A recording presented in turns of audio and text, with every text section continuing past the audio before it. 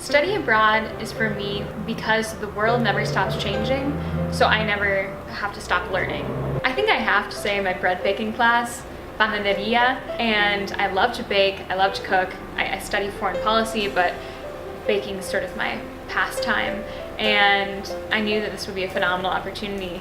And so every Monday for 3 hours, I would put on my chef's uniform for the class, and we would be, kneading our dough for 2-3 hours and just talking and getting to know each other in a different way than I could know students in my political science classes, and gained a really great skill of bread baking. Study abroad has served as the basis of my time at Miami and the basis of my studies here. Having that back and forth of being in the Midwest, both in an interesting time for our country politically, and then also stepping away and getting the international experience, it's created this really rich back and forth in my studies, being domestic and international. I just can't imagine my time at Miami without study abroad.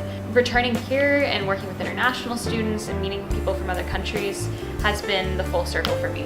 And I think Miami does a great job in that, of pushing us abroad and saying, go, run for the hills, and then come back, and then we're ready and welcoming you back. So many people think, oh, well, I'm not an international studies major, I'm not a Spanish major, I can't study abroad.